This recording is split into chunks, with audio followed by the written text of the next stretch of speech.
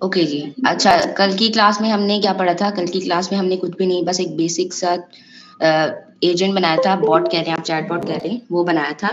और उसके अंदर हमने ओपन एआई एजेंट्स एसडीके की सिर्फ 2 मेन क्लासेस के बारे में देखा था, और एक थी एजेंट और एक थी हमारे पास रनर। बाकी जो दूसरी थी, जैसे कि open AI chat completion models हो गया, एसिंक ओपन एआई हो गया, रन कॉन्फ़िग हो गया, तो ये थर्ड पार्टी एलएलएम को इंटीग्रेट करने के लिए, उनको यूज़ करने के लिए हमने यूज़ किया। ठीक है? मैं अपनी स्क्रीन शेयर कर देती हूँ। आपकी आवाज आ रही है। स्क्रीन शो हो रही है?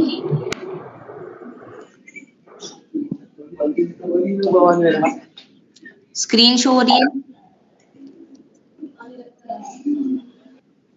जी जी हो रही है। ठीक जी है, हो रही है। ठीक है, थैंक यू।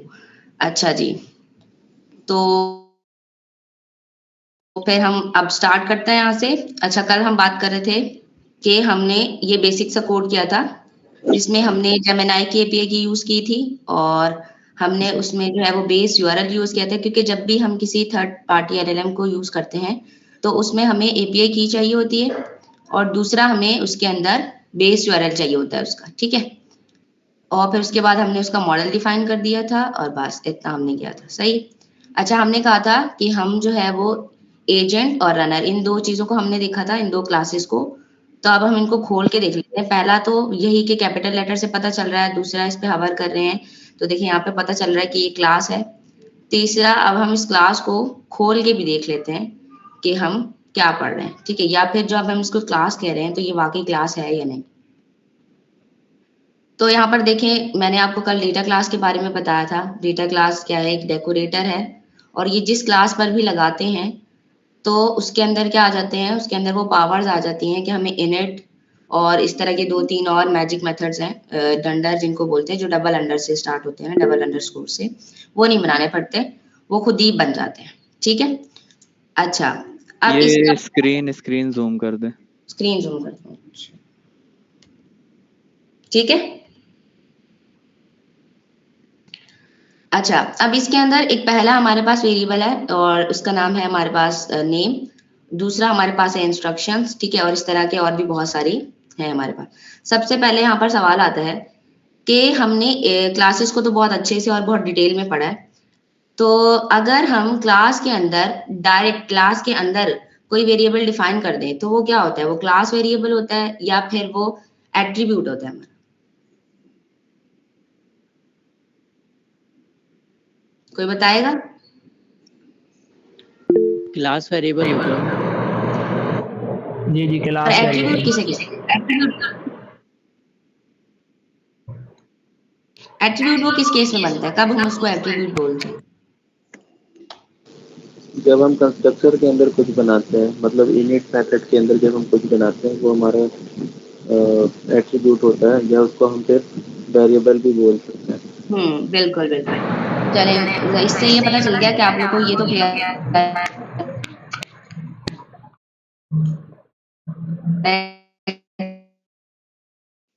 अगर मैं एट्रीब्यूट्स की बात करूं और क्लास में, जिसकी वैल्यू ना सबके लिए सेम रहेगी, चाहे उस क्लास से जितने भी इंस्टेंस बने, जितने भी ऑब्जेक्ट्स बने, वो सबके लिए वो वैल्यू सेम रहेगी। और एट्रीब्यूट हमारे पास क्या होता है कि जो सब इंस्टेंस के पास जो वैल्यू डिफरेंट होगी, वो एट्रीब्यूट्स के अंदर होती है, और वो उसकी पहचान क्या होती है कि वो इनिट के अंदर होती है। ठीक है? जैसे एग्जाम्पल ले लें, हमारा जेआईसी में जो क्लास होती है, वो हमारा क्वार्टर कौन सा चल रहा है? सबका क्वार्टर 3 है। ठीक है? तो जो क्वार्टर 3 है वो हम सब के लिए सेम है, तो मतलब वो है क्लास वेरिएबल। लेकिन हम सबकी जो स्टूडेंट आईडी कार्ड पे जो नंबर है हमारा, जो नंबर भी स्टूडेंट कार्ड पे हमारा मेंशन है, वो सबका अलग अलग है। ठीक है? तो वो हमारा हो गया एट्रीब्यूट। ठीक है? अब यहाँ पर मुझे इस केस में ये बताएं, मैंने अभी बोला कि जब हम डेटा क्लास लगाते हैं, तो डेटा क्लास जैसे ही लगाते हैं, तो यहाँ पर ना इनिट खुद ब खुद बन जाता है। ठीक है? जैसे अगर हम यहाँ पर, मैं जैसे बना के दिखाऊं आपको, हम ऐसे बनाते थे,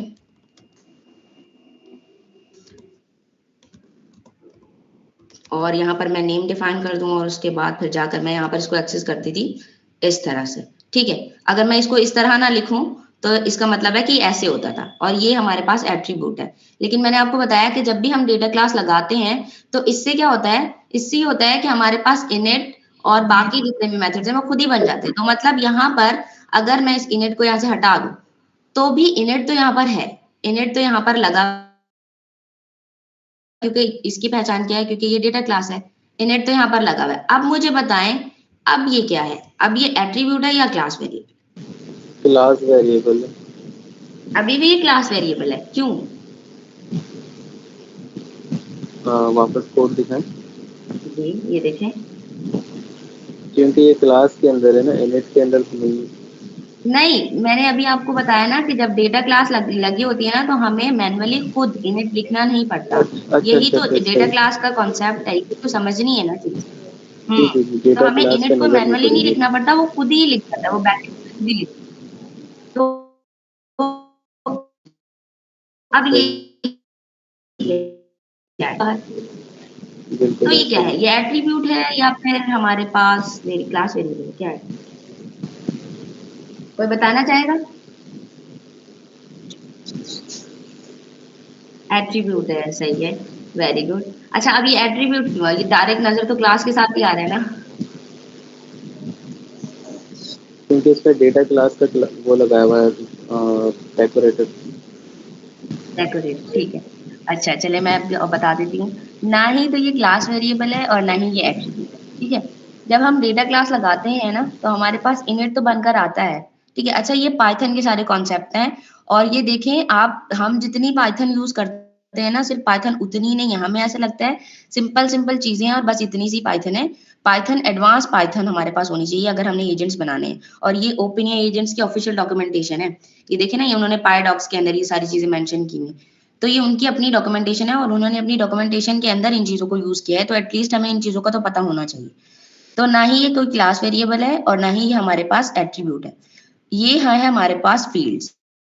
देखिए जब भी हम डेटा क्लास का डेकोरेटर लगाते हैं ना तो क्लास के अंदर जितने भी वेरिएबल्स होते हैं तो हमारे पास फील्ड्स बन जाती हैं।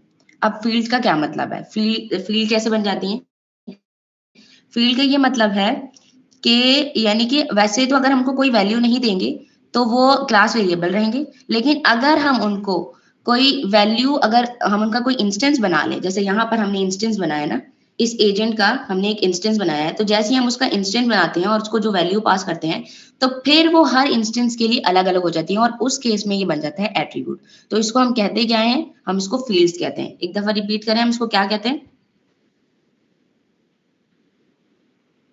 हम इसको फील्ड्स कहते हैं, वेरी गुड, ठीक है। तो अब आपने ये नहीं बोलना कि ये क्लास वेरिएबल है और आपने ये भी नहीं बोलना कि ये एट्रीब्यूट है, आपने ये बोलना है कि ये फील्ड्स है, ठीक है।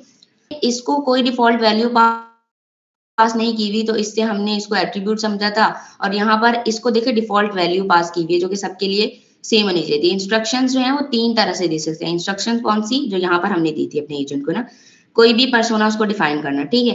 तो इंस्ट्रक्शन हम तीन तरह से दे सकते हैं। कैसे दे सकते हैं? सबसे पहले तो या तो हम str देते हैं, स्ट्रिंग में बोल दिया you are a helpful assistant, या फिर हमारी इंस्ट्रक्शंस भी तो डायनेमिक हो सकती है ना, जैसे यूजर का जो इनपुट आ रहा है, जो भी यूजर का प्रॉम्प्ट आ रहा है वो डायनेमिक है, हमें नहीं पता वो कब क्या पूछे। तो इसी तरह से हमारे जो एजेंट्स की इंस्ट्रक्शन होंगी वो भी, हर एजेंट की इंस्ट्रक्शन भी डायनेमिक हो सकती हैं, अलग अलग हो सकती हैं, ठीक है। तो फिर उस केस में हम यहाँ पर ये जो कॉलेबल लिखा हुआ है ना, ये एक डायनेमिक फंक्शन होगा और वो हम आगे पढ़ेंगे, तो वो रिटर्न कर सकते हैं। और अगर कुछ भी नहीं करेंगे तो बाय डिफॉल्ट वैल्यू क्या जाएगी हमारे पास, नन, ठीक है। अच्छा अब एक और सवाल आता है, जब भी हम अपनी क्लास के अंदर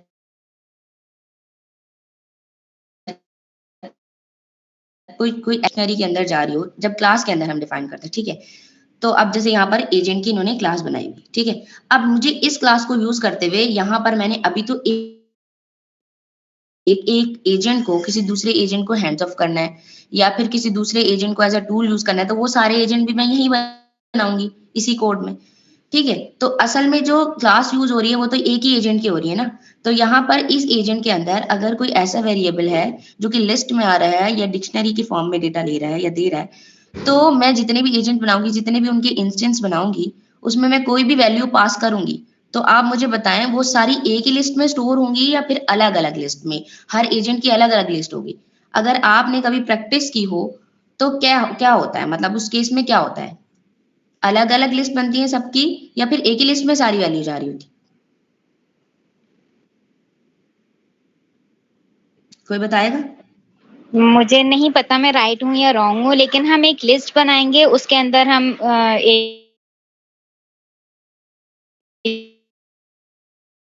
एजेंट का नाम देंगे और उसके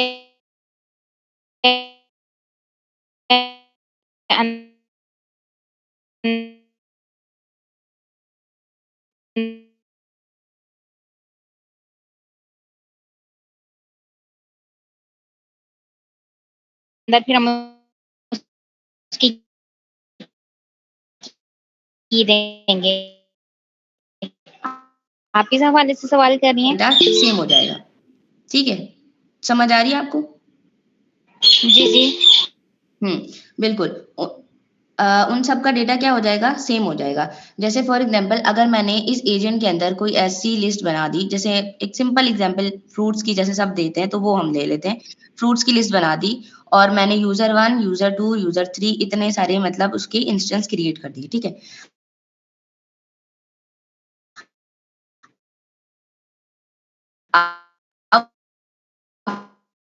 अब वो जितना भी डेटा जा रहा होगा, जितने भी वो उस लिस्ट के अंदर वैल्यू पास कर रहे होंगे, वो उस एक क्लास के लिए सेम हो जाएंगे और वो सबके लिए सेम हो जाएंगे, ठीक है? तो फिर कोई भी यूजर, अगर आपको ये बात समझ नहीं आ रही ना, तो आप इसको प्रैक्टिकल करके देखिए, क्योंकि ये आपको तब करना चाहिए था जब आप, अगर किसी को नहीं समझ आ रहा, वैसे तो आ रहा होगा, लेकिन अगर किसी को नहीं समझ आ रहा तो वैसे उसको करके देखिएगा। आप प्रैक्टिकली, ये पाइथन का कॉन्सेप्ट है, आप करके देखिएगा और मतलब सबको अलग अलग लिस्ट डिफाइन करके सबकी अलग अलग वैल्यूज जा रही हैं, और जब प्रिंट करवाएंगे ना आप, तो वो सारा डेटा एक साथ आपको होने लग जाएगा, ठीक है? सारा। अब देखें, इंस्टेंस अलग अलग थे, उन सबकी वैल्यू भी अलग अलग थी, लेकिन डेटा सबके पास सेम जा रहा है। क्यों जा रहा है? और इस तरह से एक और इसका जो है प्रॉब्लम ये हो जाएगा कि कोई भी किसी का भी डेटा अपडेट कर सकता है, कोई भी किसी भी का भी डेटा डिलीट कर सकता है, ठीक है? तो ये कॉन्सेप्ट तो गलत है। तो फिर डेटा क्लास का एक ये फायदा भी है कि ये उस केस में ना हमें एक डिफॉल्ट फैक्ट्री देता है, ठीक है? एक फील्ड का ही एक पैरामीटर है, ये देखिए यहाँ पर लिखा हुआ है डिफॉल्ट फैक्ट्री, और यहाँ पर हम इसको लिस्ट पास करेंगे, बजाय इसके कि हम यहाँ पर हैंड ऑफ लिखें, यहाँ पर हम हैंड ऑफ लिखें और उसके बाद उसकी डेटा टाइप लिस्ट दें और जो है वो उसको इक्वल कर दें एक एम्प्टी लिस्ट के। ऐसे किया है ना हमने, आप लोगों ने भी किया होगा। हम इस तरह से एम्प्टी छोड़ देते हैं और फिर हम कहते हैं कि जो भी डेटा आएगा वो इसके अंदर अपेंड होता जाएगा, हम ऐसा करते हैं, ठीक है? तो बजाय इसके कि हम इसको ऐसे रखें, ये सबका स्टोरेज सेम हो जाएगा। हम इसको, ये बैड प्रैक्टिस है, हम ऐसे नहीं करेंगे, हम बल्कि डेटा क्लास यूज करेंगे और वो एक डिफॉल्ट फैक्ट्री सेट कर देगा लिस्ट की, ठीक है? अब हम इसको यहाँ पे वेरीफाई भी कर लेते हैं। जैसे यहाँ पे मैंने ये एजेंट बनाया है, तो अब मैं देखती हूँ कि इसकी डिफॉल्ट फैक्ट्री क्या है, क्या है भी या नहीं, जो हम कह रहे हैं क्या वैसा है भी या नहीं।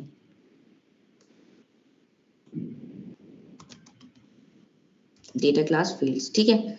अब हम इसको प्रिंट करवा लेते हैं।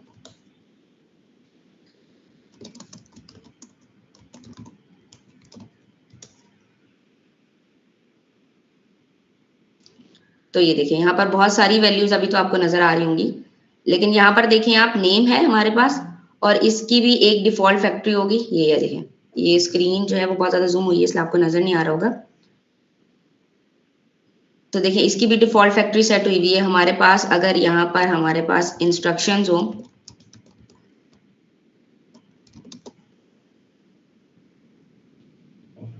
तो उनकी भी डिफॉल्ट वैल्यू सेट की होगी यहाँ पर, ठीक है?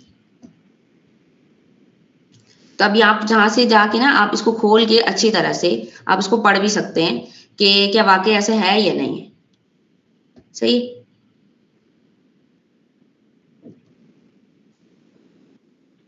ठीक है, अच्छा बस आई थिंक एजेंट के लिए अभी हमने सिर्फ दो ही चीजें, एजेंट के अंदर हमने दो ही वेरिएबल यूज किए थे, एक नेम यूज किया था और एक इंस्ट्रक्शन यूज किया था, और इसको अभी हमने जो है वो डीपली जाके देख भी लिया है कि ये दोनों क्या हैं, किस तरह से काम कर रहे हैं। अच्छा, एक चीज यहाँ पर मेन एक और चीज आती है और वो है ये जेनेरिक्स। जेनेरिक्स का तो बहुत सारे लोगों को पता होगा, अभी वाइवा के जब प्रिपरेशन कर रहे थे तो जेनेरिक्स का तो पता होगा। जेनेरिक्स कोई बताएगा?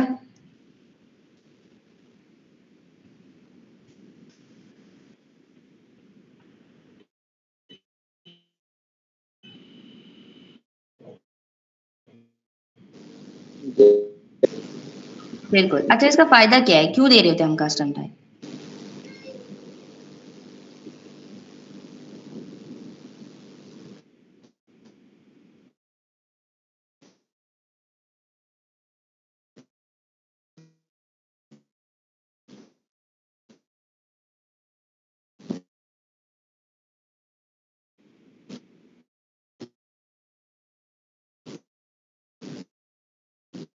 मतलब ये एक डायनेमिक इसके लिए तो हम एनी भी यूज कर सकते हैं। एनी का मतलब भी तो यही है कि कोई भी डेटा लो और दे दो। जेनेरिक्स ही क्यों यूज कर रहे हैं?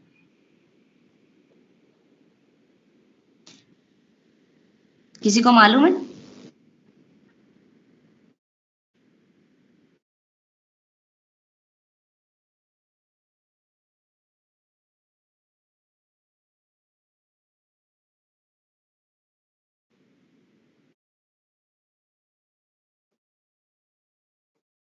देखें, जितना को अगर मुझे है इतना कि किसी को तो आता होगा।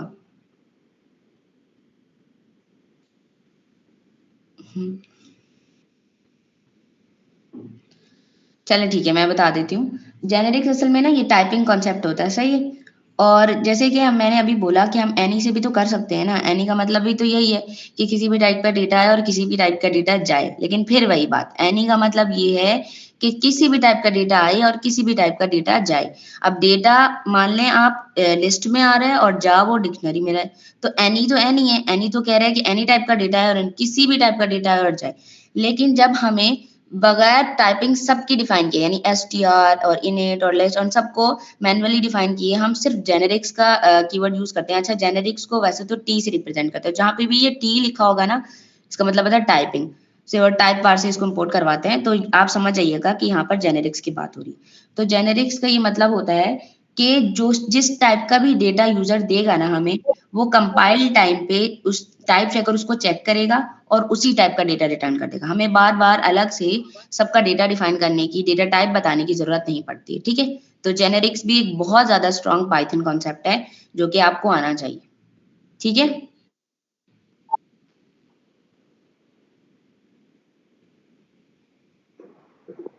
चलें उबैद भाई और उमर, अगर आप अब स्टार्ट करना चाहें तो फिर आप। अच्छा, अच्छा जिनका भी सवाल होगा ना, वो हम लास्ट में ले लेंगे, ठीक है, या फिर वो चैट पे पूछ लेंगे। अच्छा, अभी हमने एजेंट की क्लास को डीप डेप्थ में जाके चेक कर लिया कि कौन से पैरामीटर होते हैं या कौन सी चीजें होती हैं जो कि हम पास करते हैं, और जेनेरिक्स को देख लिया, और भी काफी सारी चीजों को हमें उम्मे हबीबा ने हमें बताया कि क्या होता है।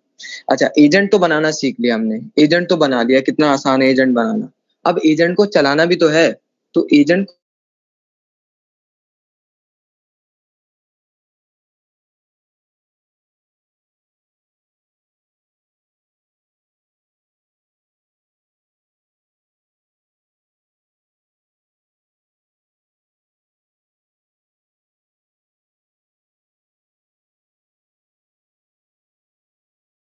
जाएगा। स्क्रीन शेयर हो रही है? जी जी, हो रही है।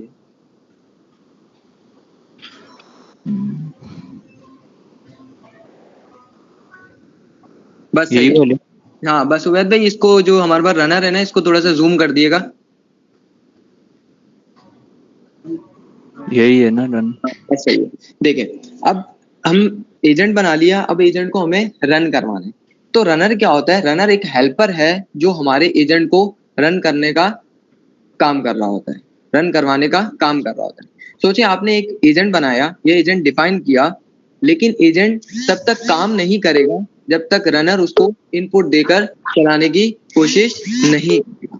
मीन्स हमें समझ में आ गया, एजेंट हमने बना लिया, लेकिन रनर की क्या अहमियत है? रनर जब उसको इनपुट देगा और इनपुट देने के बाद चलाएगा, तभी हमारा एजेंट चलेगा, अदरवाइज हमारा एजेंट चलेगा नहीं।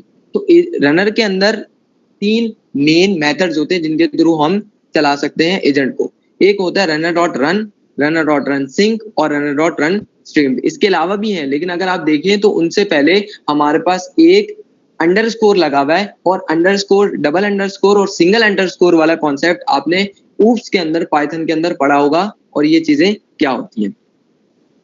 अच्छा, रनर डॉट रन और रनर डॉट रन स्ट्रीम, ये दोनों सिंक्रोनस चल रहे होते हैं, नहीं एसिंक्रोनस चल रहे होते हैं हमारे पास। और रनर डॉट रन सिंक जो होता है, ये हमारे पास सिंक्रोनस चल रहा होता है। रनर डॉट रन होता है, अगर रनर डॉट रन को मैं बताऊं ना, तो इस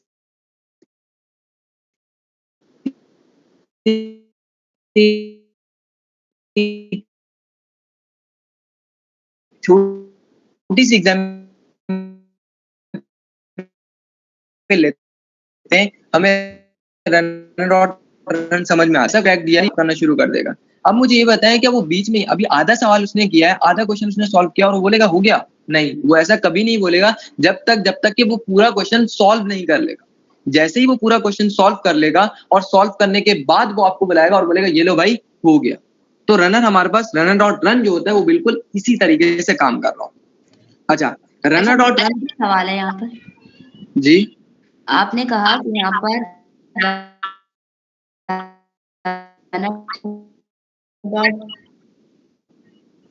जी हेलो, आपने कहा ना यहाँ पर रनर डॉट रन जो है ये एसिंक्रोनस वर्क करता है और जी ये एसिंक्रोनस का क्या मतलब? देखिए एसिंक्रोनस और सिंक्रोनस तो हम पाइथन के अंदर पढ़ के आए हुए हैं। अच्छा, एसिंक्रोनस कुछ नहीं होता, एसिंक्रोनस कहता है कि भाई वेट करो, सही है, वेट करो, वेट करने के बाद जब मैं पूरा काम कंप्लीट कर लूंगा, पूरा काम कंप्लीट करने के बाद मैं एक साथ आपको पूरा आउटपुट दूंगा। तो ये होता है हमारे पास एसिंक्रोनस। खैर दोबारा टॉपिक के ऊपर आते हैं। तो रनर डॉट रन के अंदर हमारे पास काफी सारी चीजें होती हैं जो कि हम पास कर सकते हैं। उसके अंदर हमारे पास क्या हो सकता है, स्टार्टिंग एजेंट हो सकता है। देखिए अगर आप डायग्राम को गौर से देखें तो इसके अंदर क्या हो सकता है, स्टार्टिंग एजेंट हो सकता है, इनपुट हो सकता है, कॉन्टेक्स्ट हो सकता है, मैक्स टर्न्स हो सकते हैं। मैक्स टर्न्स जो होता है वो भी हम पढ़ेंगे क्या होता है। इसके अलावा हुक्स पास कर सकते हैं हम, प्रीवियस रिस्पॉन्स आईडी पास कर सकते हैं। इसके अलावा भी एक चीज और है जो कि हम पास कर सकते हैं। अच्छा, इससे पहले मेरा आप लोगों से एक छोटा सा सवाल होगा कि जब हम कोई भी एजेंट, हम जब एजेंट्स के पास जाते हैं, एजेंट को कोई भी इनपुट देते हैं या उससे पूछते हैं who is the founder of Pakistan, simple सा मैंने उससे क्वेश्चन किया कि who is the founder of Pakistan. अब ये मैंने एक सिंपल सा सवाल था, अब मेरा क्या करेगा एलएलएम या मेरा एजेंट उसको जवाब देगा। अब मेरा ये सवाल है कि वो एजेंट जो जवाब देगा वो किस फॉर्म के अंदर देगा या कितनी फॉर्म्स के अंदर वो जवाब दे सकता है। कोई बताना चाहेगा कितनी फॉर्म्स के अंदर वो जवाब दे सकता है या कैसे जवाब आता है, किसी को पता है?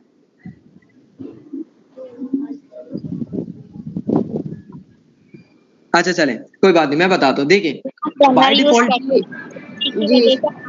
आंसर आता है ना, जैसे फॉर्मेट यूज कर रहे होते हैं उसी के थ्रू हमारे पास आंसर आ रहा होता है ना। जी एक्सक्यूज मी, जी बोले।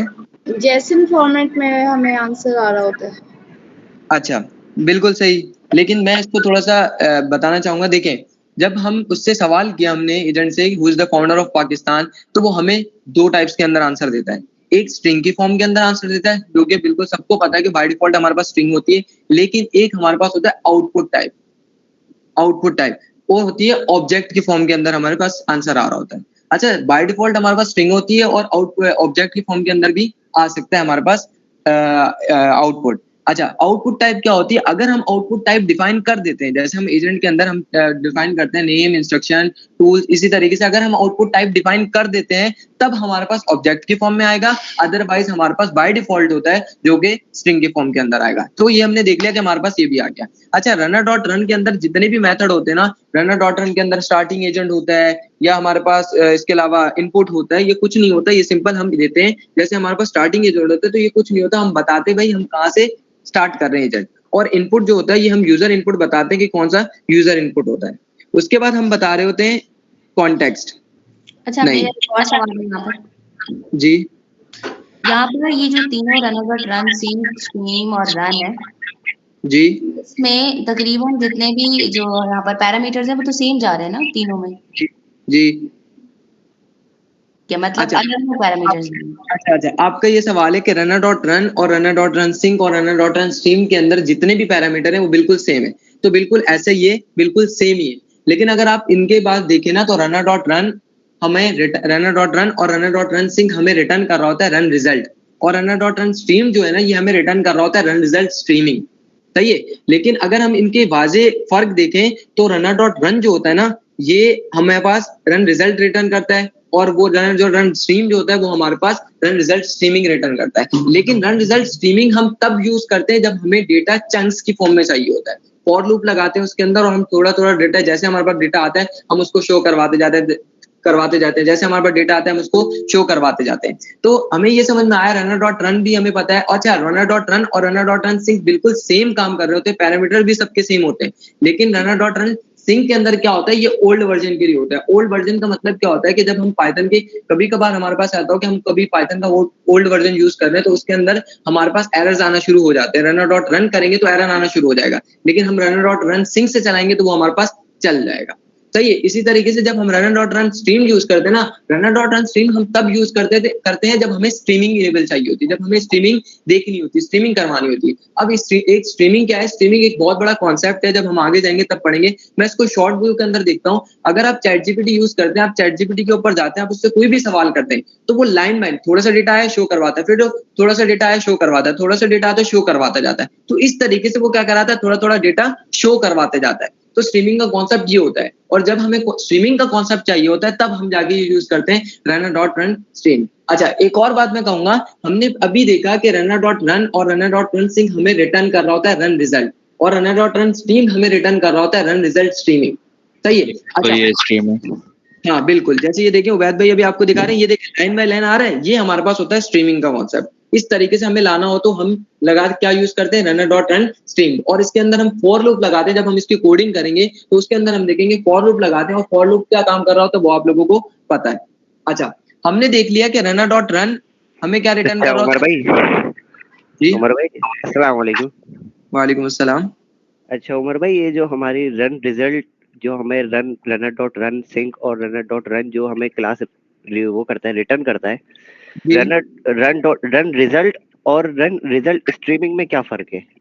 अच्छा, रन रिजल्ट और रन रिजल्ट स्ट्रीमिंग के अंदर कुछ फर्क नहीं है, बट अगर आपको और से आपने वही वाली मेरी बात दोबारा सुनी हो, अगर आपने मेरी बात गौर से दोबारा वही सुनी हो कि जब मैंने डिफाइन किया था रनर डॉट रन को और रनर डॉट रन स्ट्रीमिंग को डिफाइन किया था, तो उसके अंदर मैंने बोला था कि जब हम स्ट्रीमिंग करवा रहे होते हैं तब हम यूज करते हैं रनर डॉट रन स्ट्रीम, और स्ट्रीम्ड करवाते हैं तब हमारे पास चंक्स की फॉर्म में डेटा आ रहा होता है और वो हमें रिटर्न करता है रन रिजल्ट स्ट्रीम। सही है। और इसी तरीके से जब हम रनर डॉट रन कर रहे होते हैं तो वो हमें रिटर्न करता है रन रिजल्ट, वो क्योंकि सिंपल फॉर्म है।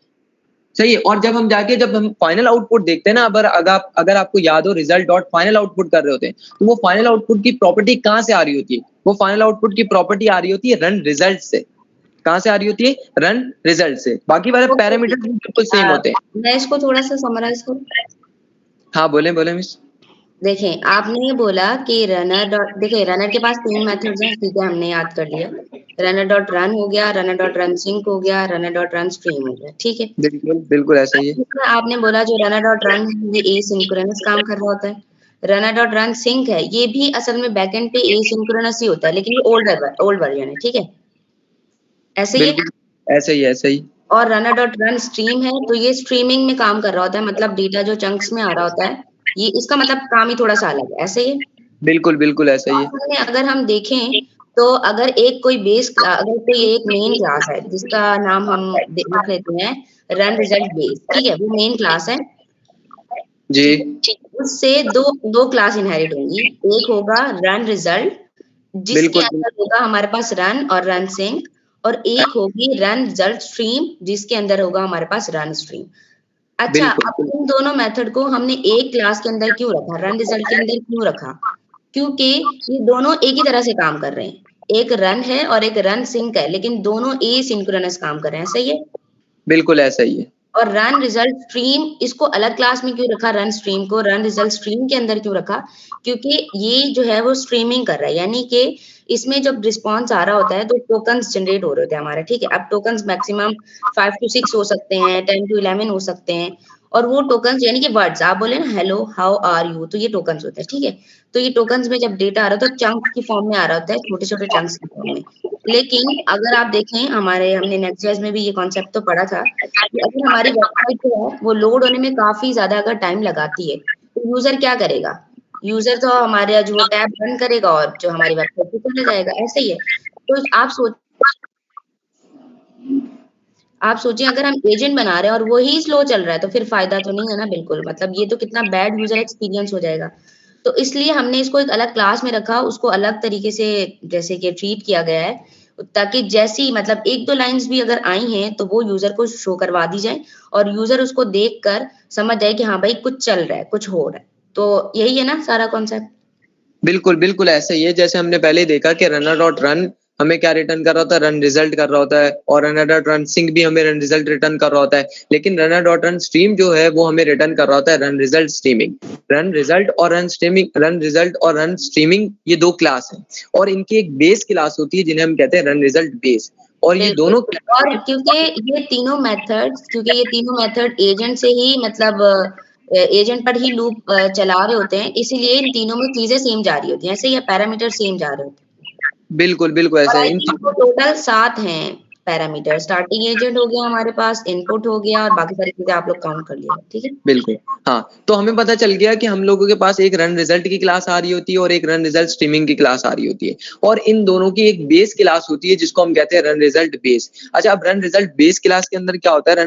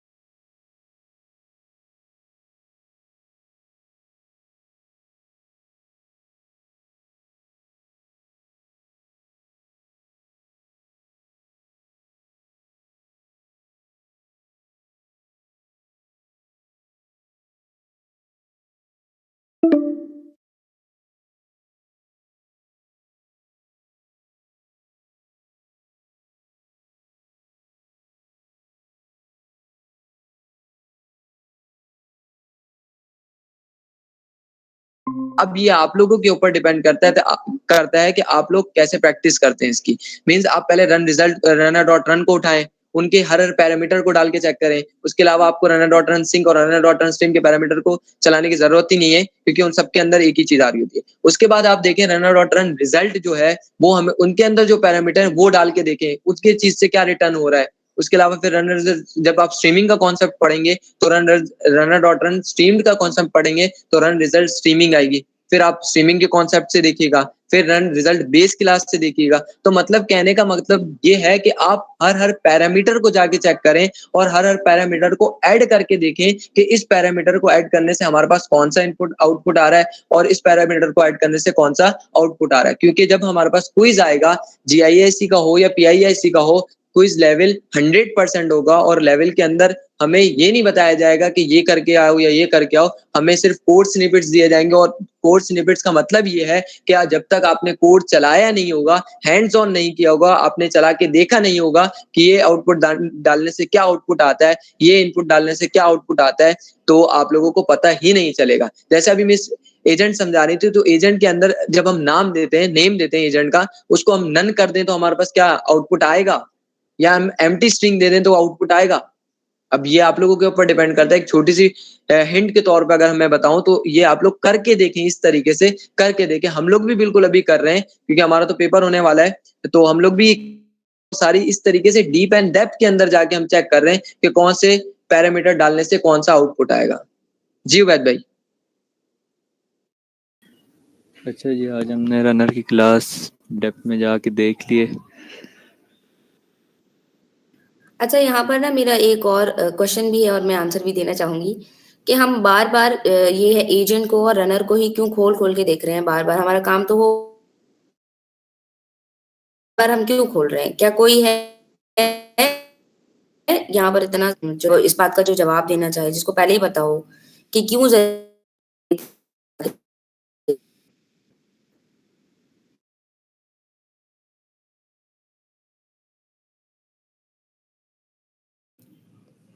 देखें, हम चाहे एक एजेंट बनाएं या हम चाहे 10 एजेंट बनाएं, लेकिन उन एजेंट की जो स्टार्टिंग है ना, वो एजेंट की क्लास से हो रही होती है और रनर की क्लास से हो रही होती है। ठीक, चाहे हम जिस टाइप का भी एजेंट बनाए और जितने भी बनाए, तो इसीलिए ना हमारे पास एजेंट और रनर ये दोनों बहुत ज्यादा इंपॉर्टेंट कॉन्सेप्ट है। ठीक है, क्योंकि हमें पता है कि हमारा एजेंट जो है वो LLM से कम्युनिकेट करता है और LLM से हमारा एजेंट कम्युनिकेट स्टार्ट कैसे करता है, कम्युनिकेशन स्टार्ट कैसे होती है, तो वो होती है रनर क्लास के थ्रू। रनर के थ्रू ही यूजर का इनपुट जाता है, फिर LLM उसको देखता है, फिर वो हमारे एजेंट के पास वो सवाल लेके जाता है और उसको बोलता है कि आप इसका जवाब दें। फिर एजेंट जो अपना लूप चलाएगा और वो देखेगा कि वो इसका आंसर कर सकता है या नहीं। अगर वो कर सकता होगा तो वो इसका आंसर करेगा, अगर नहीं कर सकता तो उसके पास और दूसरे एजेंट होंगे। जैसे हम नॉर्मल लाइफ की एग्जांपल लें तो ऐसे ही होता है ना, जो काम हम कर सकते हैं ठीक, वरना तो हम दूसरे लोगों से करवाते हैं। इसी तरह से वो कर सकता है तो ठीक है, नहीं तो वो किसी दूसरे एजेंट से करवाएगा, किसी दूसरे फंक्शंस को एज अ टूल यूज करेगा, उनसे काम करवाएगा। इन द एंड वो काम करके दोबारा से हमारे रनर को देगा और रनर दोबारा LLM को देगा और LLM दोबारा से फाइनल रिस्पॉन्स जनरेट करके हमारे रनर को देगा और देन हमारा जो लूप है, जो व्हाइल लूप ट्रू हुआ था, वो फॉल्स हो जाएगा। तो मतलब कि सारी कहानी, चाहे बीच में जितने भी एजेंट्स आ रहे हैं, जितनी भी लॉजिक्स वगैरह यूज हो रही हैं, उन सब में जो सारी चीजें हैं वो डिपेंड दो चीजों पे कर रहे हैं, एक हमारा एजेंट लूप और एक हमारा जो रनर का लूप, इन दोनों पे। ठीक है, तो इसलिए ये बहुत ज्यादा जरूरी है। आप भी प्लीज उसको खोल खोल के देखा करें कि इसके अंदर जितने भी पैरामीटर्स हैं ना, उन सबको पास करके देखें, उन सबकी वैल्यूज को अलग अलग तरीके से चेंज करके देखें कि अगर मैं इसको ऐसे कर दूं तो क्या आंसर आएगा, या मैं इसको ऐसे चेंज करूं तो क्या आंसर आएगा।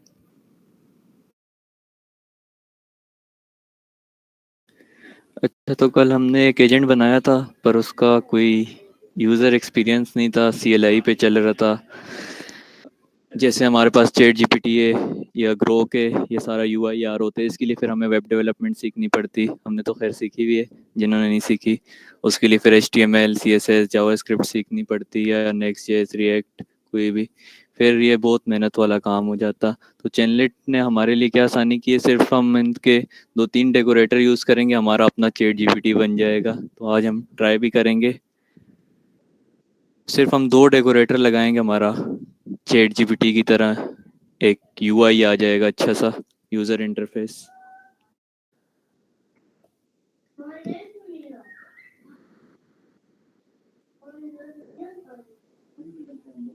अच्छा, चैनलेट से क्या हम सिर्फ चैटबॉट बना सकते हैं, कुछ और भी बना सकते हैं? चैनलेट से चैटबॉट को उन्होंने कोड दिया हुआ है। अगर बाकी कुछ बनाना हो तो उसके लिए स्ट्रीमलेट या फिर कुछ कोई और यूजर। फिर उसके लिए हम फ्रंट एंड पे जाएंगे, Next.js, या उसके साथ फास्ट API कनेक्ट करनी पड़ेगी। वो तो खैर आगे की चीज़ें,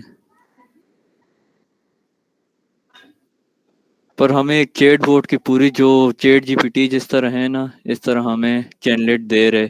हम इसमें मेमोरी भी ऐड कर सकते हैं, डेटा भी ऐड कर सकते हैं, जो यूज़र जो चैट हिस्ट्री होती है, इस तरह ये आ रही है चैट हिस्ट्री इस तरह। तो चैनलेट ने इतनी आसानी कर दी है। अगर हमें कोई क्लाइंट को हमें कोई प्रोजेक्ट दिखाना हो, उसके लिए हम वेब डेवलपमेंट अब सीखेंगे, आसानी से चैनलेट लगा बिल्कुल के दिखा बिल्कुल। देंगे।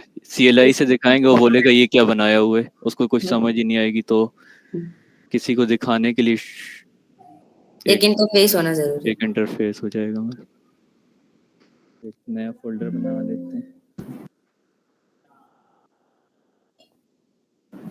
एक्सक्यूज मी, यस, मैं ये बोल रही थी कि आप लोग जो प्रोजेक्ट्स बनाना हमें सिखा रहे हैं, इनको काइंडली हमें डिप्लॉय करना और कोड को पुश करना भी थोड़ा बता दें, क्योंकि बाद दफा हम जब गिटहब पे पुश करते हैं गिटहब पे पुश तो मैं अभी दिखा दूंगा। और जी। डिप्लॉय, बाकी डिप्लॉय ये नहीं हो सकता, फ्री में हो सकता है रेलवे पर, एक प्रोजेक्ट की इजाज़त देगा वो एक अकाउंट से। अच्छा बाकी आगे जाके हम वो करेंगे, फास्ट API सीखेंगे, फिर हम डिप्लॉयमेंट सीखेंगे, वो वर्सल पे डिप्लॉय हो जाते हैं इजीली, सर्वरलेस। ठीक है, क्योंकि मैं जब कोड इस गिटहब पे अपना पुश कर रही थी तो मेरी .env की फाइल भी जो है वो पुश हो रही थी वो इसमें। आपको डॉट गिट इग्नोर का होता है ना, उसमें आपको मैं अभी सिखा दूंगा। जी ठीक है, थैंक यू सो मच।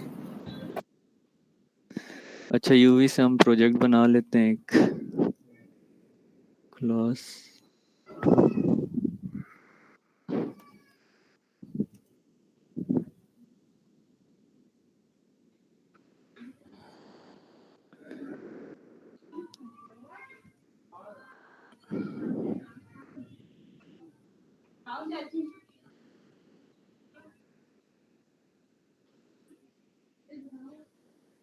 तो हमने UV से एक प्रोजेक्ट बना लिया है, इसमें की सेट कर लेते हैं .env में।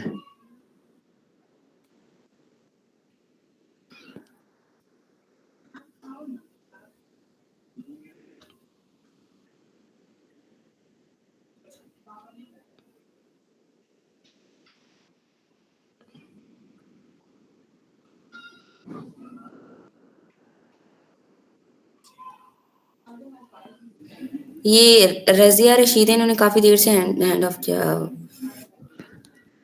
तो सबसे पहले कल की तरह ही इंपोर्ट पहले इंस्टॉलेशन करेंगे हम। आप इंस्टॉलेशन अपना की सवाल कमांड पूछ लें, आपने जो भी पूछ लें।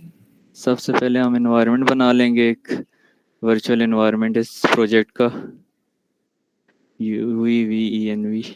बस ये सिंपल सी कमांड है, आपका एनवायरनमेंट बन जाएगा और इसके एक्टिवेट की कमांड भी यहीं आपको मिल जाएगी। इसको कॉपी करके पेस्ट कर दो तो एनवायरनमेंट क्रिएट जब हो जाएगा आपके पास इस तरह आ जाएगा। तो सबसे पहले हम SDK इंस्टॉल कर लेते हैं। उसकी कमांड है UV8 OpenAI एजेंट्स। रज़िया आपने हैंड रेज किया हुआ है, आप क्वेश्चन पूछ सकती हैं या ये उसके बाद किसे चैनलेट हो ऐड गया? कर देते हैं। मैं थोड़ा सा कह रही थी कि ये ना रिपीट में तो क्या है ना, समराइज कर दीजिएगा आप लोग ना लास्ट में जो जो पढ़ाए हैं अभी तक। जी जी ठीक है। तो ये हमारे पास इंस्टॉलेशन होगी चैनलेट और OpenAI एजेंट्स की। कुछ भी नहीं है, सिर्फ UV8 करना है और आगे जो भी पैकेज इंस्टॉल करना है। तो सबसे पहले हम इंपोर्ट OS कर लेते हैं, हमारा ऑपरेटिंग सिस्टम में जो भी फाइल या मॉड्यूल हो। हेलो यस उमैद भाई, ये आपने UV इंस्टॉल किया, ये कमांड दिखा दें एक बार। UV इंस्टॉल की या पैकेज जो ये इंस्टॉल नहीं, किया? पैकेज जो आपने एनवायरनमेंट बनाया एनवायरनमेंट जो बनाया है, और UV भी मुझे इंस्टॉल करना है लैपटॉप चेंज OS ऐसे। इसकी कमांड कहाँ पे मिली? वो भी उनके दिखा ऑफिशियल देंगे। डॉक्यूमेंटेशन से आपको मिल जाएगी।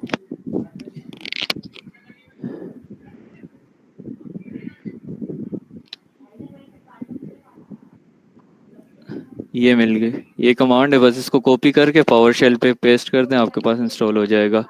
और चेक की कमांड है UV -- वर्जन -। सही है। और अभी जो एनवायरनमेंट बना है इसकी कमांड भी दिखा दें। अच्छा, एनवायरनमेंट बनाने की सिंपल सी कमांड है UVVENV। तो ये एनवायरनमेंट बन जाएगा। एक्टिवेट कमांड का आपको ये मिल जाएगी, इसको कॉपी कर लें, पेस्ट करें, आपके पास एनवायरनमेंट एक्टिवेट हो जाएगा। इस तरह आ जाएगा फिर जब एक्टिवेट चेक करना। सही है। फिर UV8 OpenAI एजेंट्स ये भी करना है। जी, अगर SDK यूज़ करें, कोई भी पैकेज इंस्टॉल करना है आपको, UV8 आगे पैकेज का नाम, अब चैनलेट भी इस तरह। सही है। Excuse me. यस जी, ये जो OpenAI एजेंट्स हैं और कोई भी हम पैकेज यूज करेंगे तो ये SDK टूल्स कहलाएंगे।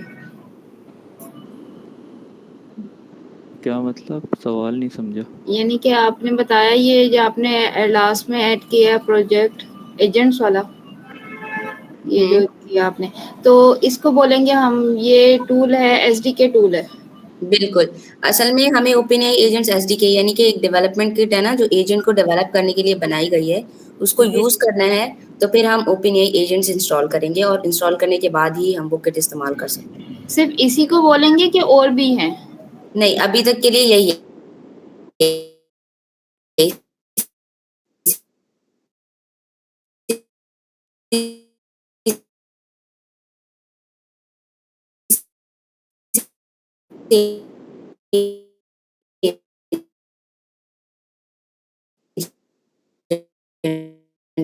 ठीक, thank you so much. SDK के लिए तो यही है। .env में जो हमने रखा है वो कर लेंगे।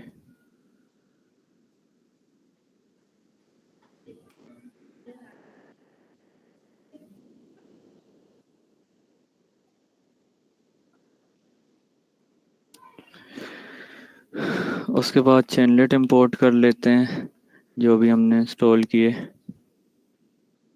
इंस्टॉल नहीं हुई है।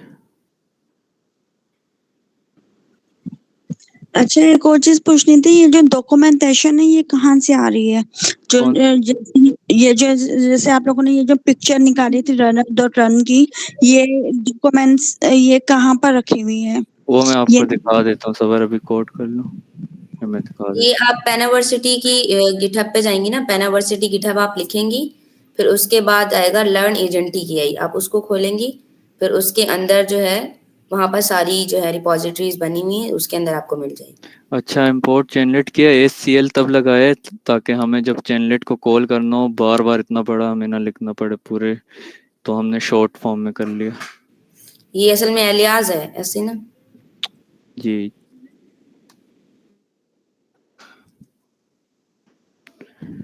उसके बाद एजेंट जो कल बनाया तो उसी तरह एजेंट्स में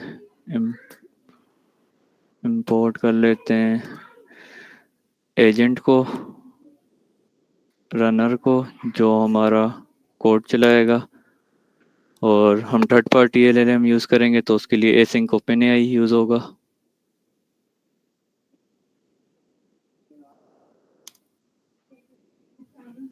मिस्टेक है।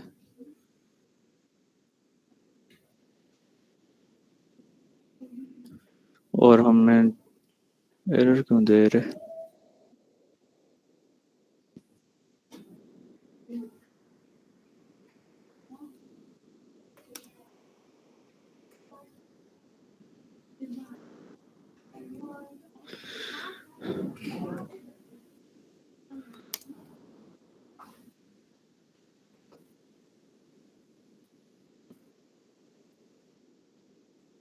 नहीं, इससे भी हो जाते हैं। जी, इससे भी हो जाता है, आप आगे करें, देखें। एसिंक और चैट, हमें जो भी मॉडल बनाना है उस मॉडल के लिए चैट कॉम्प्लिकेशन मॉडल इंपोर्ट कर लेंगे। ओपनएआई चैट,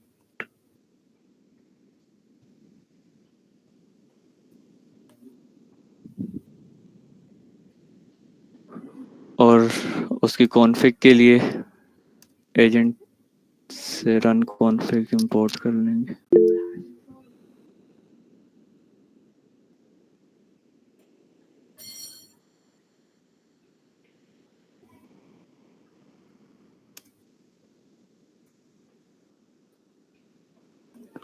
फिर कल वाला मसला कर।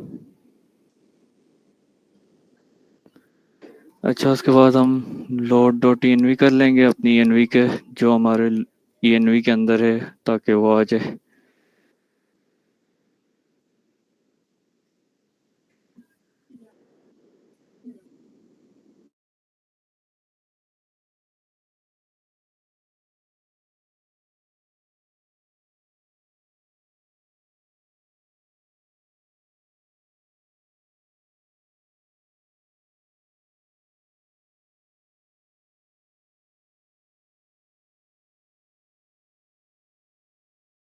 कॉपी पेस्ट कोड कॉपी कर लो, चलो लिख लेता हूँ, एक बार और हो जाएगा।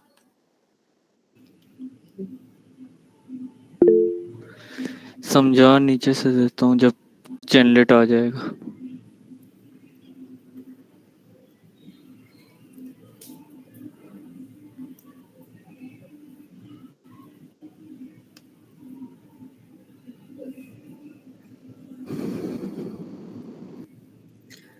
अच्छा, यहाँ पर कोई बताएगा तब तक हमें कि जब ये जो हम लिख रहे हैं from agents import agent runner async OpenAI, मतलब ये क्लासेस हैं और किसी और फाइल में बनी हुई, और यहाँ पर हम अपनी मेन फाइल में इसको यूज़ कर रहे हैं, तो इसको बोलते क्या है?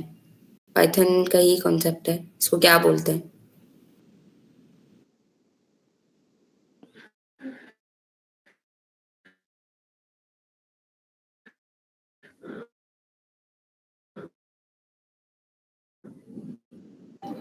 इसको क्लास ये लिखा है फ्रॉम एजेंट्स इंपोर्ट एजेंट, और क्लासेस कहीं और बनी है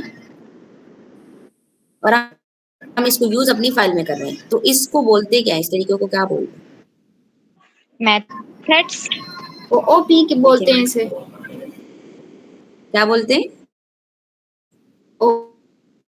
ओपी मेथड। नहीं, वो नहीं है, ये बिल्कुल भी वो नहीं है। आप लोग दोबारा देखें ना, आपने पाइथन पढ़ी हुई है, बहुत अच्छे से पढ़ी है। किसी भी फाइल में हम यानी कि हमारा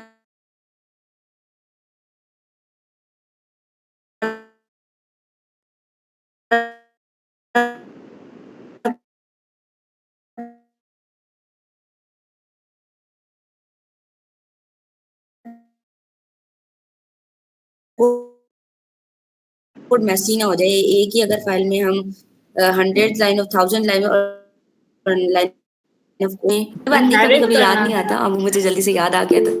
तो मैंने पूछ लिया, लेकिन ये आपको याद होना चाहिए था, ये तो बहुत आसान है। यहाँ पे अभी 37 मेंबर्स हैं। मॉड्यूल गुड, ये किसने बताया? मैंने नाम नायरा नहीं देखा। रिजवी। बिल्कुल, मॉड्यूल्स बोलते हैं इसको।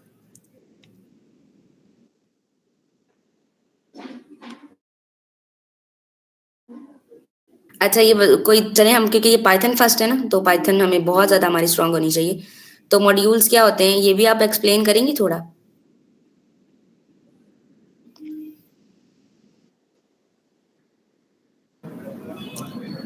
मॉड्यूल्स फंक्शंस की तरह होते हैं जिनको हम आगे कहीं भी इस्तेमाल कर सकते हैं।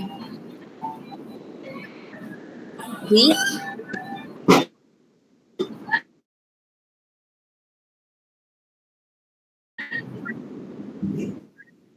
बिल्कुल। और इसका फायदा क्या है?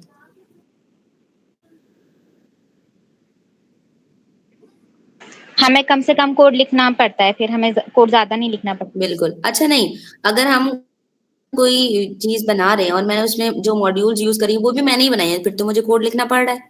एक फाइल मैंने बनाई है ना, और उसको दूसरी फाइल में मैं इंपोर्ट करवा रही हूँ, यूज कर रही हूँ, तो कोड तो मुझे तब भी लिखना पड़ रहा है। इसका मेन फायदा क्या है, क्या मकसद है इसका? स्पैगेटी कोड से बच यही जाते हैं। फायदा है इसका। ऐसा होता है ना, अगर आप सब सारी चीजें एक ही जगह लिख दोगे तो एक दो दिन बाद आप भी देखोगे तो आपको समझ नहीं आएगा, समझेगा तो। अच्छा, कोई बता सकते हैं डेकोरेटर क्या होते हैं? जो मैंने बोला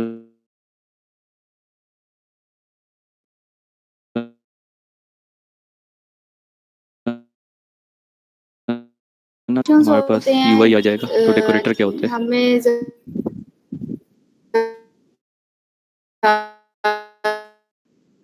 देते हैं, आई थिंक सो। डेकोरेटेड जैसे हम अंडरस्कोर करके पहले हम लिख रहे थे, हमें फिर उसकी नीड नहीं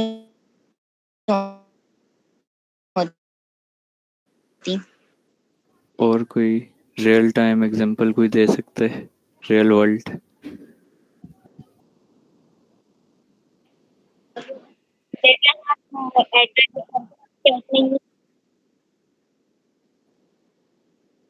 जी जी जी जी।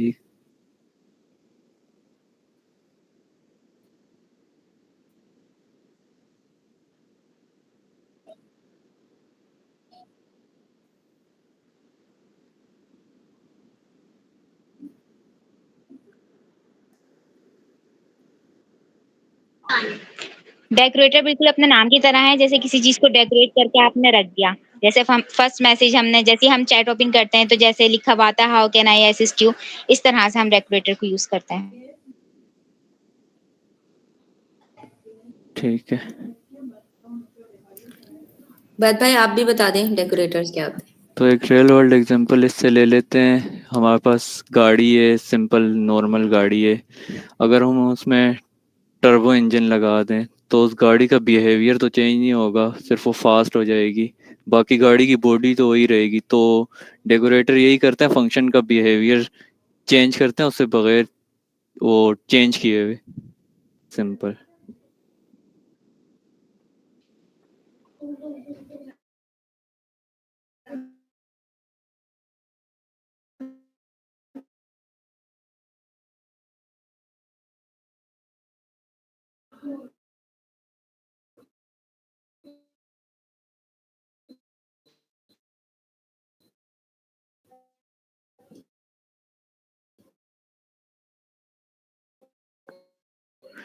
अच्छा, क्लास लेट स्टार्ट हुई थी ना।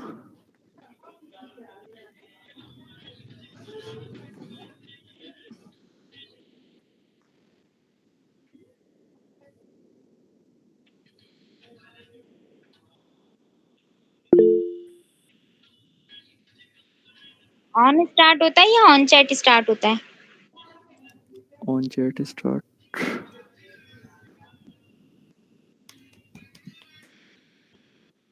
ये हमारे पास एक, जब हम ऑन करेंगे एक मैसेज शो कर देगा, जैसे चैट जीपीटी के पास जाते हैं, वो कहते हैं hello how can I help you, तो इस तरह का। तो सिर्फ यही ये कर रहे हैं।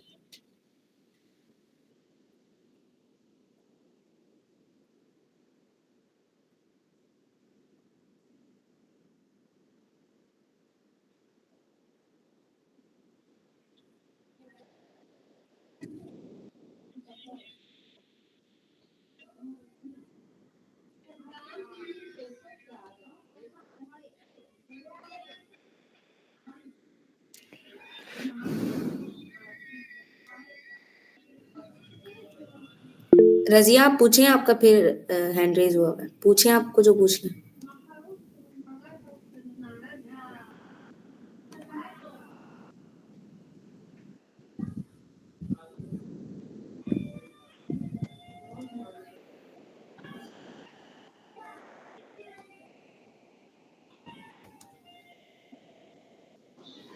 नाफे, अगर आप सवाल पूछना चाहते हैं तो आप भी पूछ लें अगर पूछना है तो।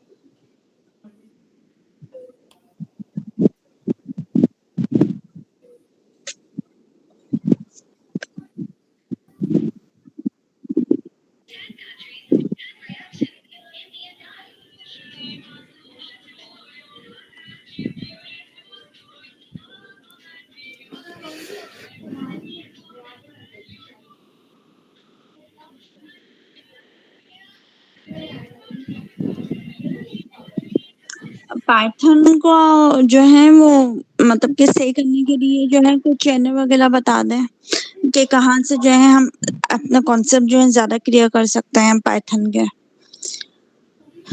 देखें, पाइथन के लिए ना मैं अगर बताऊं आपको, तो किसी चैनल वगैरह को मत फॉलो करें। हमारे पास पेनवर्सिटी की गिटहब रिपॉजिटरी पे ही है, लर्न मॉडर्न एआई पाइथन। जब तक आप चीजों को प्रैक्टिकल नहीं करेंगी ना, जब तक करके नहीं देखेंगी, आपको नहीं समझ आएगा। मान लें अगर आपको समझ आ भी गया ना, तो आपको ज्यादा से ज्यादा भी 1-2 दिन तक वो बात याद रहेगी, उसके बाद आप भूल जाएंगी। ये मैं 100% आपको कह सकती हूँ, आप उसके बाद भूल जाएंगे, आपको नहीं याद रहेगा कि ये क्या करेगा। और चीजों को सुन के इतने से चीजें क्लियर नहीं होती हैं, आप उसको प्रैक्टिकली करें। वैसे आपको जब तक आप खुद नहीं करेंगे आपको नहीं होगा, और आप जब करने बैठे अगर आपको तब भी कुछ समझ नहीं आता, तो आप डिस्कॉर्ड पे पूछें, लिंक्डइन पे बहुत सारे लोग हैं, आप वहां पे पूछें, व्हाट्सएप चैनल बने हुए, ग्रुप्स बने हुए, आप वहां पूछें, वहां पे आपको सब बताएंगे। लेकिन आप ये यूट्यूब वगैरह से, इन सारी चीजों से हट जाए, क्योंकि जब तक आप इनके सहारे रहेंगे ना, तो फिर इन्हीं का सहारा लेके ही आप चलेंगे आगे। अच्छा, इसमें मैं ऐड करना चाहूंगा, अगर आपको कुछ चीज समझनी है लेकिन कोई चीज समझ नहीं आ रही, अगर कोई चीज समझनी है तो फिर आप यूट्यूब पे जाएं। काफी सारे टीचर्स हैं, लेकिन मैं बताऊंगा one of the best teacher पेनवर्सिटी के ऊपर ही सर कासिम ने पढ़ाई है पाइथन। आप उनसे कुछ चीज समझनी है, समझें और उसके बाद खुद प्रैक्टिस करें, तो आपके लिए बेहतरीन होगा। जितना कोड करेंगे उतना आपकी प्रैक्टिस होगी, हर एक चीज चला के चेक किया करें। बिल्कुल, और सर कासिम का जो है वो मुझे भी मालूम है, लेकिन वो मैंने इनको इसलिए नहीं बताया क्योंकि सर कासिम ना बहुत एडवांस पाइथन पढ़ा रहे हैं, और कॉन्सेप्ट है उनके। तो अगर इनको बेसिक पाइथन नहीं आती होगी ना, तो ये वहां जाके कंफ्यूज होंगी, इसके अलावा कुछ नहीं होगा। तो आप पहले खुद सारे कॉन्सेप्ट सीखने की कोशिश करें, एटलीस्ट आपको बेसिक क्लियर हो जाएगी ना, फिर आप सर कासिम की वीडियोस भी देख सकते हैं। पेनवर्सिटी का ही चैनल है यूट्यूब पे, वहां पर है। अच्छा, इसमें हमने 2 डेकोरेटर से फ्यूज किए हैं कि जब हमारे पास चैट स्टार्ट हो तो एक अच्छा सा मैसेज आ जाए कि हेलो आस्क एनीथिंग, जब हम यूआई अभी दिखाऊंगा भी। फिर उसके बाद एक ऑन मैसेज का किया कि हमारा जो मैसेज है उस पैरामीटर मैंने दे दिया मैसेज, और जो हमारा मैसेज है वो इस मैसेज के वेरिएबल में स्टोर हो जाए, और जब तक मैसेज ना आए ये थिंकिंग शो करता रहे। और जब हमारे पास अवेट लगाया हुआ है एसिंक करके, जब तक हमारे पास मैसेज नहीं आएगा ये थिंकिंग करता रहेगा।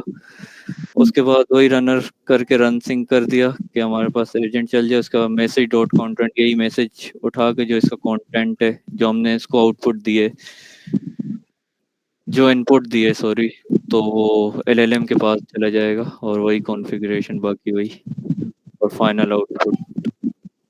इसको चलाने की कमांड सिंपल सी है, चैनलेट की, चैनलेट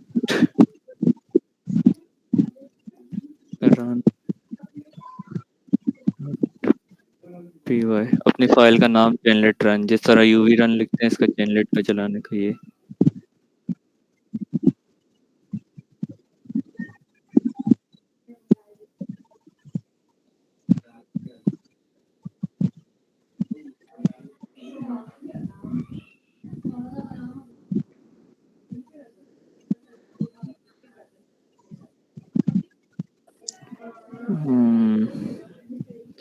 एरर आ गया, चलो।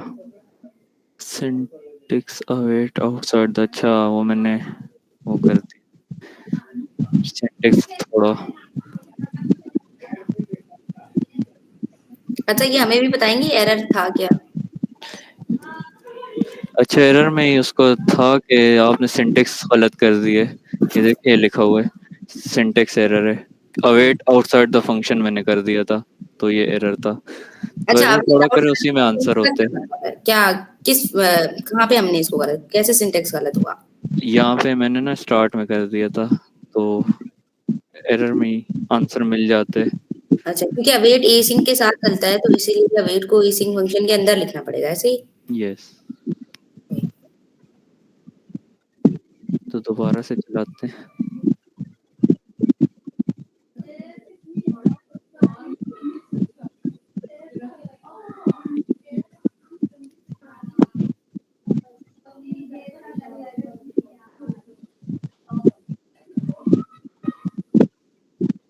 चलिए ये देखें हमारा चैट जीपीटी बन गया, तो हम इससे कुछ भी सवाल पूछ लेते हैं जिनके क्या ही पढ़ रहे हैं उसकी। उबैद भाई मुझे नजर नहीं आ रहा। अच्छा, आ गया आ गया।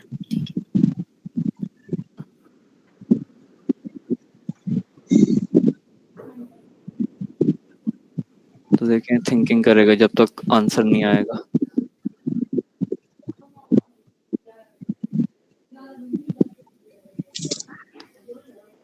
तो स्ट्रीमिंग का कॉन्सेप्ट यहाँ तो नहीं है, यहाँ ये डायरेक्ट जैसे ही आंसर आते हैं मुझे शो कर देते हैं। अब स्ट्रीमिंग जब हम आगे जाके देखेंगे तो चैट जीपीटी जिस तरह हमें आंसर कर होते चंक्स में, तो उसी तरह हमारे पास इसमें भी आएगा।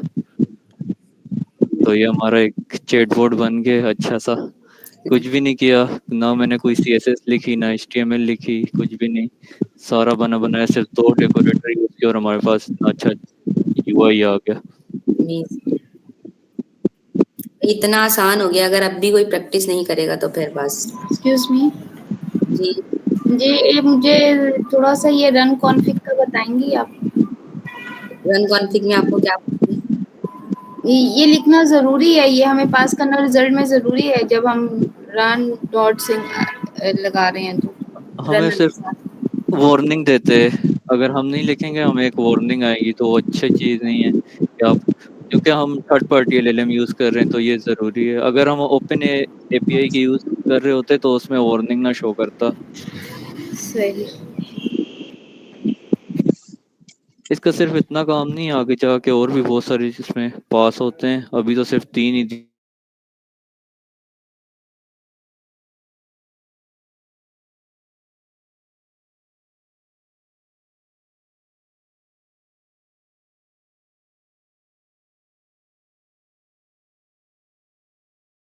फाइल आप कह रहे थे कि पुश हो रही है, किसी ने यहाँ कहा था, तो ये डॉट गेट इग्नोर की फाइल में जाएंगे, यहाँ पे सिर्फ कुछ भी नहीं है, .env लिख दें बस, फिर आपकी env की फाइल नहीं जाएगी। अब ये नहीं जाएगी गिटहब पे, नहीं, इग्नोर हो जाएगी। इग्नोर हो जाएगी। सही। तो हम इसको हाथों हाथ यहीं शेयर कर लेते हैं।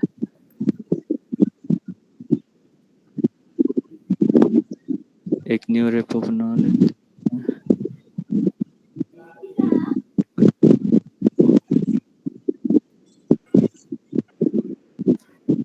अच्छा, सारी कमांड जिनको याद नहीं होती वो सारी कमांड्स यहाँ आ रही होती है गिटहब की।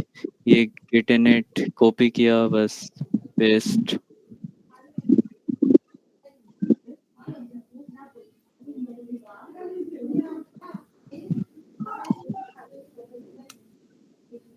वहां पर जाकर ना आप दिखा दें, बाकी तो सारी कमांड्स कॉपी पेस्ट ही करते हैं, लेकिन एक कमांड है जो थोड़ी सी हमें चेंज करना पड़ता अच्छा, ये git add readme md है तो ये चेंज करनी पड़ती है, इसकी जगह git add स्पेस डॉट जो मैंने किए, है। मतलब readme md नहीं लिखना वैसे, जी बस ये इतना सा ही फर्क है, बाकी सारी कमांड्स बाकी आपको सारी कमांड्स वही हैं। बिल्कुल।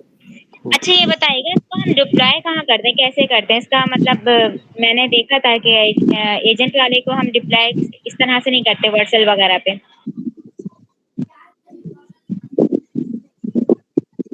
एक मिनट में आपको जवाब देता हूँ।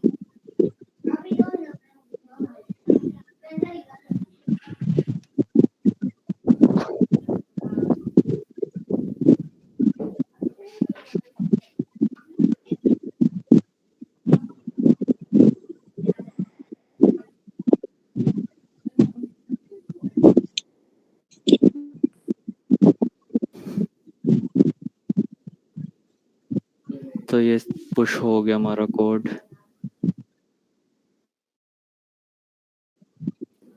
ये कोड आ गया हमारा। तो इस गिटहब का लिंक कहाँ शेयर करेंगे आप? मैं डिस्कॉर्ड पे भी कर दूंगा और थोड़ी देर में और ग्रुप्स में भी मैं कर देता हूँ जिनको कोड चाहिए। और अगर कोई हमारे ग्रुप्स में ना हो तो फिर वो आपका सर्च कर ले गिटहब। ये Excuse me? GitHub user name है। Excuse me? क्या हम इसको नेटलीफाई पे डिप्लॉय कर सकते नहीं, हैं? ये नेटलीफाई पे भी नहीं होगा, वर्सल पे भी नहीं होगा। अच्छा। अगर इसको डिप्लॉय करना है फ्री में, एक ये रेलवे वो एक प्रोजेक्ट की आपको दे देगा कि आप एक प्रोजेक्ट कर लें। सही।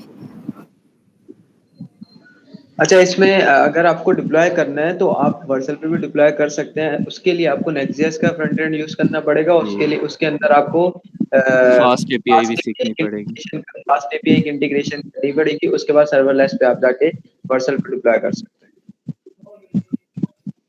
आपका बैकएंड अलग डिप्लॉय होगा वर्सल पे और फ्रंट एंड अलग, फिर कनेक्ट कर लेंगे।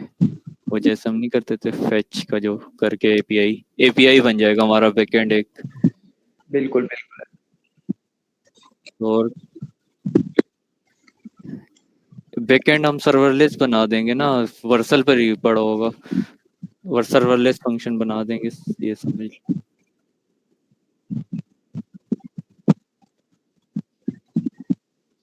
और किसी का कोई सवाल? अच्छा, यहाँ पे जिनके भी डिप्लॉयमेंट का वो आ रहा है ना, तो डिप्लॉयमेंट की अभी टेंशन नहीं लें आप।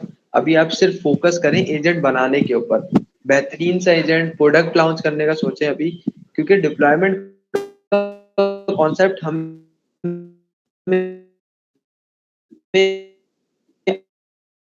आगे जाके पढ़ा, डिप्लॉयमेंट का सारा कॉन्सेप्ट आएगा। अच्छे तरीके से डिप्लॉयमेंट का कॉन्सेप्ट हमें सिखाया जाएगा। अच्छा, उसकी अभी टेंशन ना लें आप। हगिंग फेस पे हो जाएगा, पर बहुत मुश्किल है वहाँ डिप्लॉय करना। हो तो जाएगा, वहाँ थोड़ा मुश्किल, और रेंडर पे भी हो जाएगा। रेंडर भी एक वेबसाइट करने देगा या तो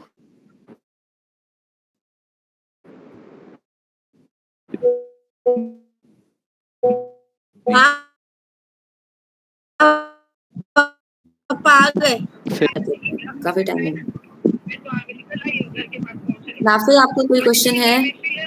पेशेंट है ये जो आप बताएंगी थोड़ा सा, आप हमने म्यूजिक को देखें किस तरह से आप काम करवा रहे हैं या फिर क्या कर रहे हैं, हम कैसे प्रिपरेशन क्या को करेंगे करवाएं। आपको बैठना है तो